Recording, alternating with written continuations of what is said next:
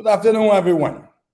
Once again, welcome to our answer and questions for real estate and mortgage. My name is ARLINDO Machado. I'm the broker of One Way Realty Group. And I'd like to welcome our guest today, which is Yuri, which is the CEO of Hi, the Arlindo. mortgage company. How you doing, Yuri? Yeah, I'm good. I'm good. Good to be here and talk about real estate and mortgage is my favorite topic. Yes. I know Well, yours is that's also what we do real all estate. the time, right? We like to Right. talk about real estate. You like to talk about mortgage. I like to talk Right. about both as well. Correct. Okay, so let's start. My question is, I mean, we know that what situation we are in now, that investors are sitting and looking at the market and like, okay, should I buy? Should I not buy? Should I wait? And so we'll leave investors alone with their decisions.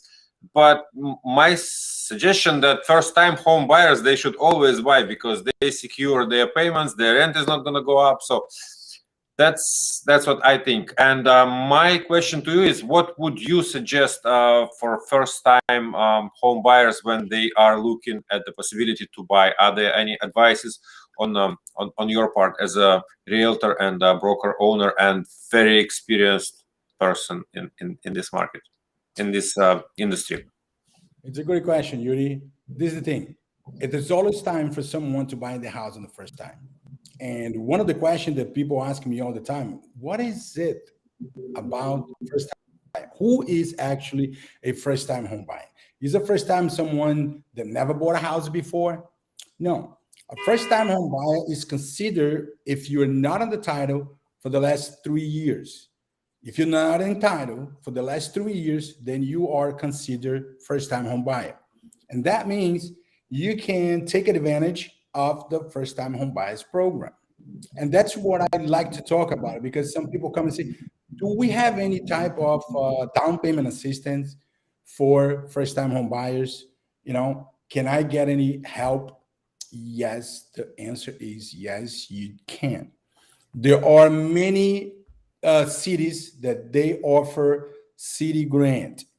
Okay, and I'm going to explain real quickly what it means, and I'm going to give you an idea how you can get them. I'm going to give an example for the city of Harlandale. It's not too far from where I am. The city of Harlandale gives up to $50,000 city grant, and that's a great help for anyone who is buying a house right now. I tell my agents, maybe you know someone that wants to buy a house, but they don't buy because they don't have money. If you can offer them $50,000, would that be a reason for them to buy it? Right? So the answer is always yes. If you have $50,000 extra in your pocket, you will buy a house. So that's how the first-time home buyer, the grant works. You have to be qualified by the city. Okay? It's, of course, you got to remember that the location is areas on the city that the city wants to redevelop. Of course, you're not going to get $50,000 to buy a oceanfront apartment. They're not going to give you that. But they do have many different areas in the city of Harlandale that they want to redevelop, and they're going to offer that $50,000. Now, the $50,000 is not a loan. You don't pay it back. It's basically your money, because if you don't sell the property for 10 years, the money is yours. You don't have to pay back ever. If you sell the property before 10 years, then they will do a calculation to prorate the money that you're going to have to return to the city. But if you have to return the money to the city, the money was not yours in the first time, right? So it's a very good help from the city. Also, the county and the state of Florida, they do have a first-time home buyer assistance. You just need to call to the city, and the city will tell you what you need to bring it to them in terms of documentation to see if you qualify for. And you're going to have to take an education course, about 8 hours. They're going to tell you the institutions that offer that course, and it's a free course. You don't have to pay anything. they're going to give you a certificate at the end, and with the certificate, you go to the city, and then you prove that you took the course. So it is a great help for the first-time home buyers to start buying their houses. Okay. Now, Sergey, Yuri, I have a question for you, which is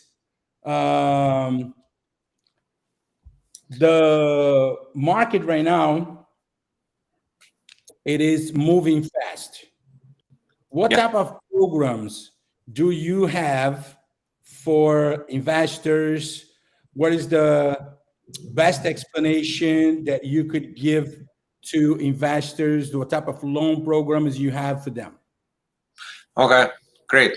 It's always the same, but first I would like to add something to what you were saying about first-time home buyers, because what I'd like to mention here, that a lot of people think that, oh, it's such a complicated process, I will never get it, I don't even want to apply and all that. So that might be correct, we don't know that, but I know people that did get this grant and then like that down payment assistance. What I want to mention also, that if as a loan officer, I can assure that the requirements for the first-time home buyer for those down payment assistance programs, they are very similar to those that lender requires to give a loan.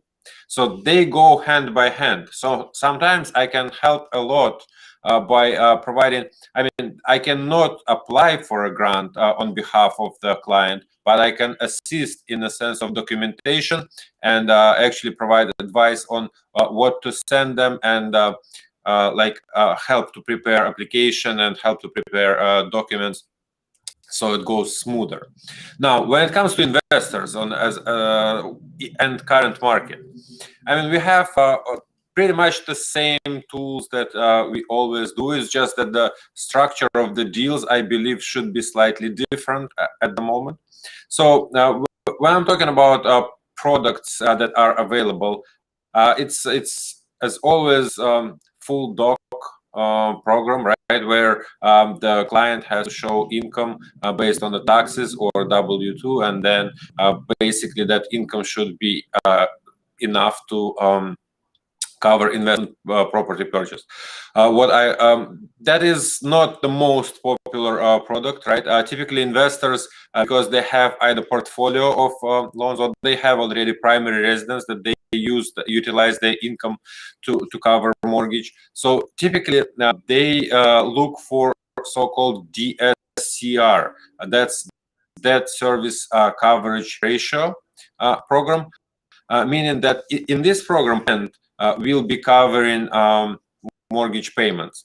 And what is unique in the developing market, in the market that we are now, is the ratio itself. I mean, the ratio has to be, for ideal interest rate, the ratio has to be 1-to-1 at least. So meaning that 100% of rents should cover 100% of mortgage payment, I mean, principal, interest, tax, and insurance. So everything related to the mortgage, right? So that is the best case scenario. So in the market where the rates were low, then with the 20% down payment, typically people would have that. Meaning that they give 20% down, and then 100% of their potential rent will be covering their mortgage payment, which is not the case at the moment, because now prices went up and then the rates went up. So now to be able, and that's again from the practice, it's every case is individual, right? So for that we are here, Arlindo is here, and I'm here. I can calculate return on investment and see if it covers or not. I'm sure Arlindo will be of great help for that also. But what I want to mention, that nowadays it's more like 40 or 50% down payment, and then mortgage for the remainder of 50 or 60% would be covered by potential rate. So the structure of these loans is changing because of the higher prices and because of the higher interest rates. But I still think it's a great option for investors, because again, the rate on DSCR loan is very similar to what we have as a rate of inflation. And we do not know if inflation is going to increase or decrease. Fed is trying to battle it, but I think the way they do it, it's going to take long and might not even, they might not even succeed, because to stop printing money to succeed, not only bump up the rate. So that is my understanding of how to decrease inflation. So again, it makes sense to buy 2 properties with a 50% down payment and let potential rent pay off mortgage, because within 3, 4, 5 years that will become profitable because of the prices going up and rents going up.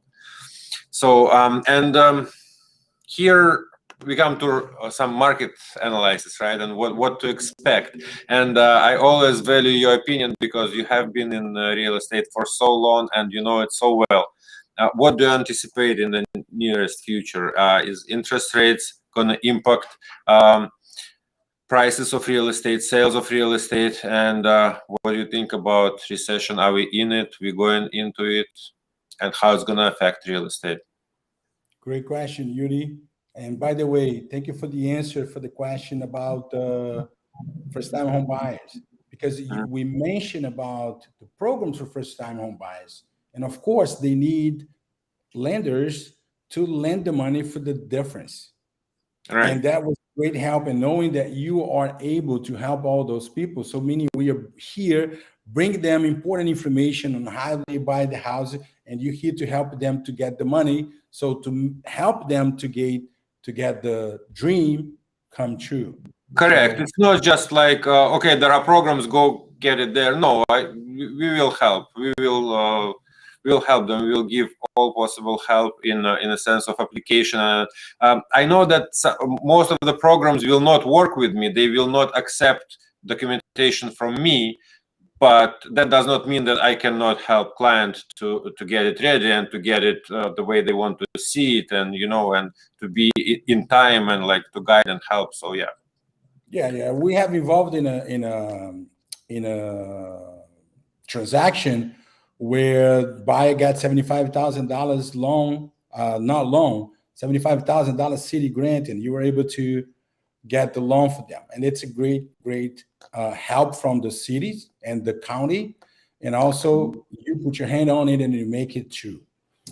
All right, Yuri, the question you ask is amazing, because everybody's asking what's going on, what is going to happen because the interest rate is going up.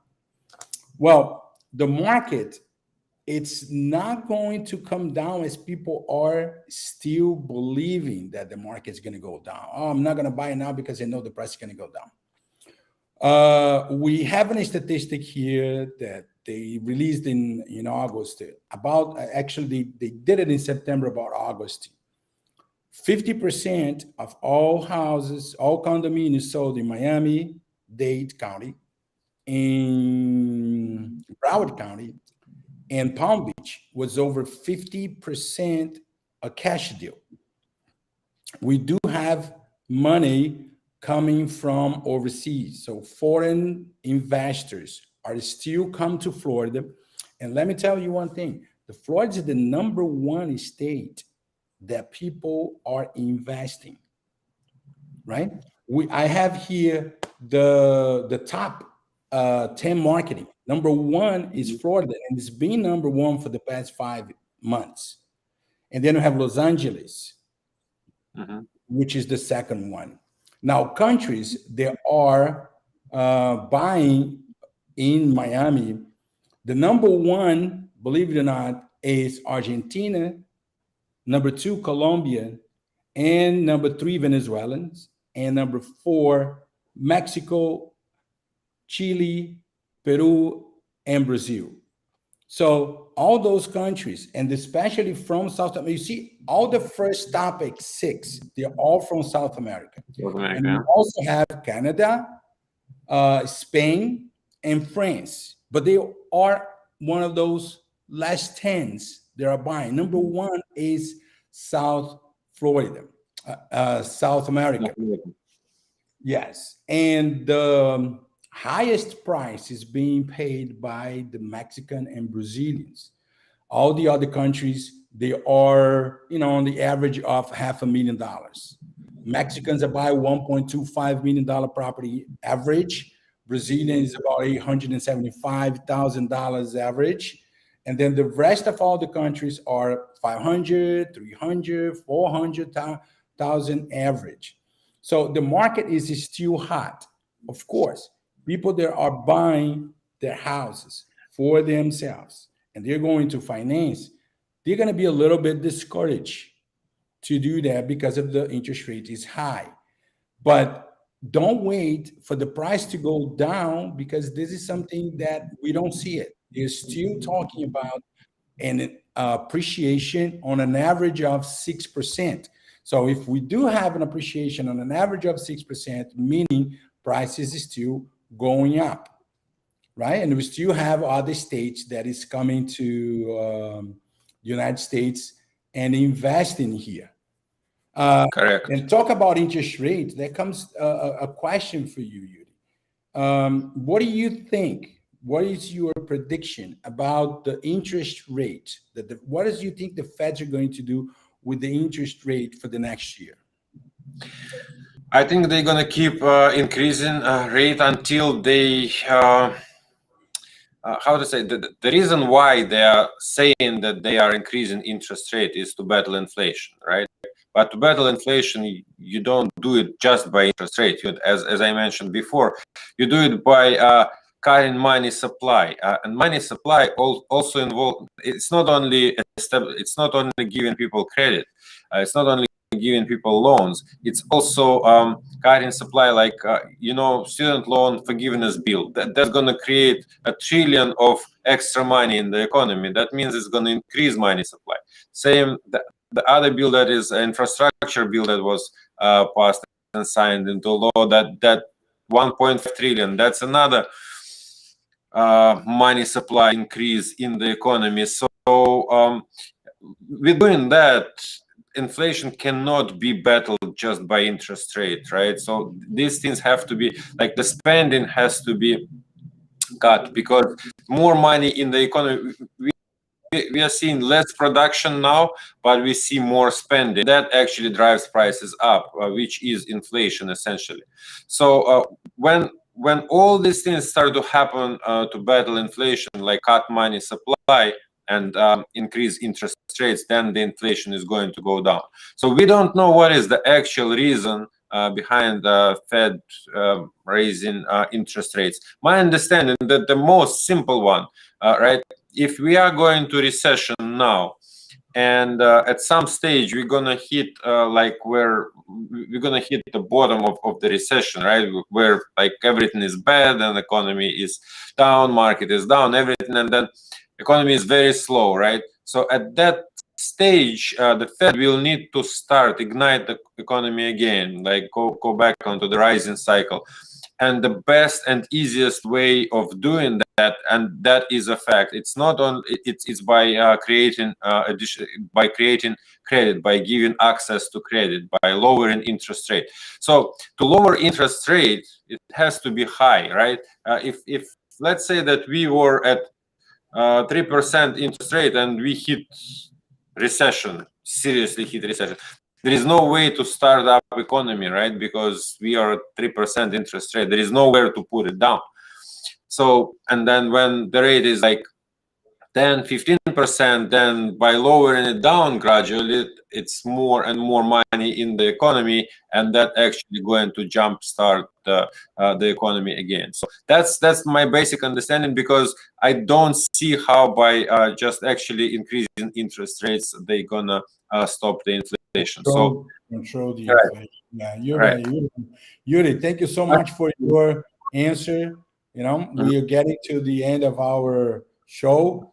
And like always, I enjoy very much this show, enjoy very much your answers. You're a very smart person, very professional.